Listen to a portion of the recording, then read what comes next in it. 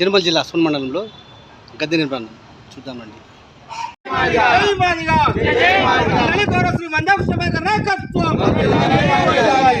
ఈరోజు నిర్మల్ జిల్లా సోన్ మండల కేంద్రంలో ఏదైతే మాదిగ రిజర్వేషన్ పోరాట సమితి 30 సంవత్సరాలు పూర్తి చేసుకొని 31 సంవత్సరాలకు అడుగు పెడుతున్న సందర్భంలో ప్రతి మండల గ్రామాల్లో నూతన గద్దె నిర్మాణ భాగంలో ఈరోజు సోన్ మండలంలో నూతన గద్దె కార్యక్రమానికి ఇక్కడికి ముఖ్య అతిథిగా విచ్చేసినటువంటి జిల్లా ఇన్ఛార్జ్ రేణుకుంట్ల సాగర్ అన్న మాది గారికి, అట్లాగే సోన్ మండల ఇన్ఛార్జు అన్న రవి మాది గారికి, అట్లాగే లక్ష్మణ్ అన్న, గంగాధర్ అన్న, ఇక్కడ ఉన్న నా మాదిగా పెద్దలకు అందరికీ ముందుగా సామాజిక ఉద్యమ నమస్కారం తెలియజేస్తూ ఇక్కడికి వచ్చిన ముఖ్య ఉద్దేశం ఏంటంటే 30 సంవత్సరాలు సుదీర్ఘంగా పోరాడి మాదిగ రిజర్వేషన్ స్థాపించిన 30 సంవత్సరాలు పూర్తి చేసుకొని ఏబిసిడి వర్గీకరణ అయితే సాధించుకున్న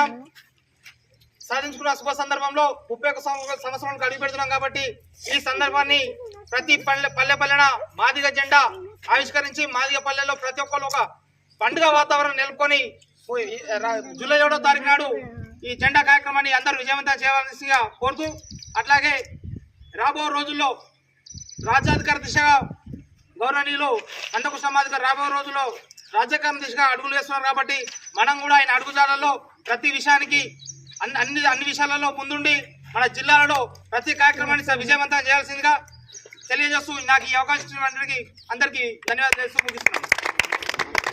చాలా ధన్యవాదాలు అన్నగారికి, జిల్లా అధ్యక్షులైనటువంటి బొబ్బిలి శ్రీరణ గారికి చాలా ధన్యవాదాలు. అదేవిధంగా మన నిర్మల్ జిల్లా ఇన్ఛార్జిగా వచ్చినటువంటి సాగరన్న గారు తన యొక్క ముఖ్యమైన సందేశాన్ని ఇవ్వాల్సిందిగా కోరుచున్నాం.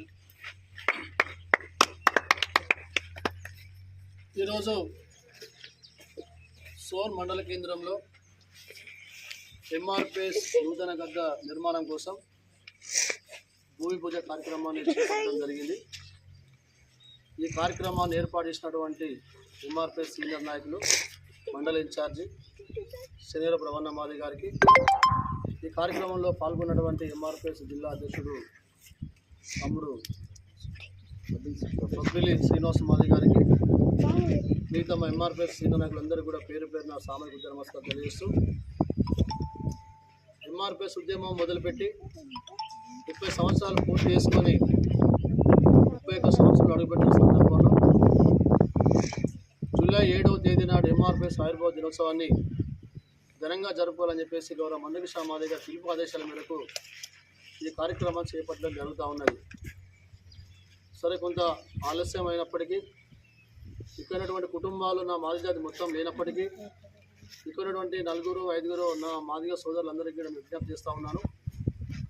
30 సంవత్సరాల క్రితము ఉద్యమం మొదలుపెట్టినప్పుడు ఉన్నటువంటి వ్యత్యాసము, 30 సంవత్సరాల తర్వాత ఉద్యమం నడిచినటువంటి వ్యత్యాసాన్ని మనందరం కూడా గమనించాల్సిన అవసరం ఉన్నది. ఒకనాడు మనము మాదిగా చెప్పుకునేటువంటి పరిస్థితి, కులం పేరు చెప్పుకుంటే ఎక్కడ మనం అవమానంగా చూసినటువంటి పరిస్థితి నుంచి మన దేశ స్థాయిలో మన జాతికి గుర్తింపును గౌరవాన్ని తీసుకొచ్చిన వ్యక్తి మందకృష్ణ మాదిగ అని చెప్పేసి అందరూ కూడా గుర్తిస్తూ ఉన్నారు.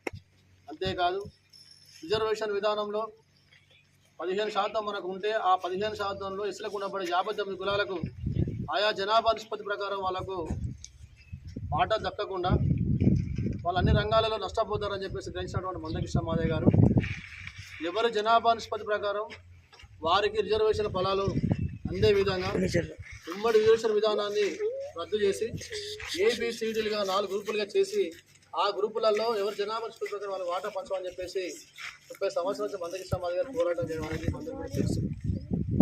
ఆ పోరాటం చేసే క్రమంలో ఈ 30 సంవత్సరాల కాలంలో అనేక అవంతరాలు కావచ్చు, అడ్డంకులు కావచ్చు, అవరోధాలు కావచ్చు, అవమానాలు కావచ్చు, జైలు కావచ్చు, కేసులు కావచ్చు, అనేక రాష్ట్ర ప్రభుత్వాలు ముఖ్యమంత్రులు కూడా మన నిర్బంధం పెట్టినటువంటి పరిస్థితి కూడా ఉన్నది.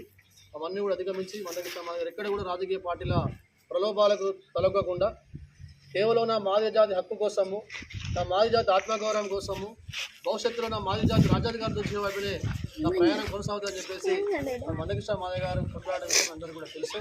ఆ కొట్లాటను గ్రహించినటువంటి రాష్ట్ర ప్రభుత్వాలు కావచ్చు, కేంద్ర ప్రభుత్వం కావచ్చు, సుప్రీంకోర్టు దీని మీద పరిశీలన చేసి 7గురితో కూడిన ధర్మశాస్త్రం మరి 2 రోజులు వాదనల తర్వాత వాళ్ళు తీర్పు హోల్లో పెట్టి మన పేరు నెల మనకు అనుకూలమైన తీర్పులు ఇవ్వడం జరిగింది.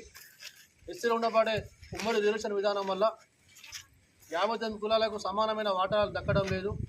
రిజర్వేషన్ ఫలాలు అందరూ కూడా రావడం లేదు. కాబట్టి ఎవరు జనాభా నిష్పత్తి ప్రకారం వాళ్ళు వాటాలు పంచుకోమని చెప్పేసి ఆ అధికారం రాష్ట్ర ప్రభుత్వాలకు ఉందని చెప్పేసి మన సుప్రీంకోర్టు మనకు అనుకూలమైనటువంటి తీర్పు ప్రకటన తర్వాత వెంటనే ఈ రాష్ట్ర ప్రభుత్వం ముఖ్యమంత్రి రేవంత్ రెడ్డి గారు కావచ్చు, కేంద్రంలో ఉన్నటువంటి అన్ని రాష్ట్ర ముఖ్యమంత్రులు స్పందించేసి మాదిగల యొక్క డిమాండ్ న్యాయమైందే, సుప్రీంకోర్టు కూడా వాళ్ళకి అనుకూలంగా తీర్పుని చెప్పేసి మన పక్షాన్ని అన్ని రాష్ట్ర ప్రభుత్వాలు కూడా కేంద్ర ప్రభుత్వ సహకారంతో అన్ని రాష్ట్ర ప్రభుత్వాలు కూడా వెంటనే వర్గీకరణను అమలు చేసే పరిస్థితి కొనసాగుతూ ఉన్నది. ఇవాళ మనకు తెలంగాణ రాష్ట్రంలో 9% మన వాటా మనకు వచ్చింది. 15%లో 9% మన వాటా మనకు వచ్చింది. 9% మన వాటా మనకు రావడంతో ఈ జిల్లాలో నేను తిరుగుతున్న క్రమంలో ఒక మిత్రుడు నాకు చెప్పినటువంటి అంశం ఏంటంటే, అన్న బెస్ట్ ఆఫ్ సీట్లో 50 సీట్లు ఎస్సీలకు ఉంటే అందులో మనకు 30 సీట్లు మన మాదిలో వచ్చినాయి, మిగతా 15 ఉపకులాలకు మాలకు పోయినాయి అన్న అని చెప్పేసి చెప్పడం జరిగింది. అంటే ఒక 9% రిజర్వేషన్ రావడంతో ఒక విద్యారంగంలోనే 35 సీట్లు వచ్చినాయంటే భవిష్యత్తులో విద్యారంగం కావచ్చు, వైద్య రంగం కావచ్చు, రాజకీయ రంగం కావచ్చు, ఆర్థిక రంగం కావచ్చు, అన్ని రంగాలలో మనం ఎంత ముందుకు పోతామో మనందరం కూడా గమనించాలి.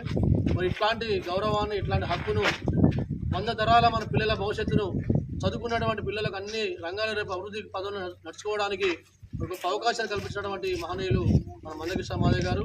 ఆ అవకాశాలు కల్పించడానికి పుట్టింది ఎంఆర్పిఎస్ ఉద్యమం. ఆ ఉద్యమం తేదీ జూలై 7. కాబట్టి 30 సంవత్సరాలు పూర్తి చేసుకొని అన్ని హక్కుల కోసం కొట్లాడి సాధించుకున్నటువంటి తర్వాత తరుణంలో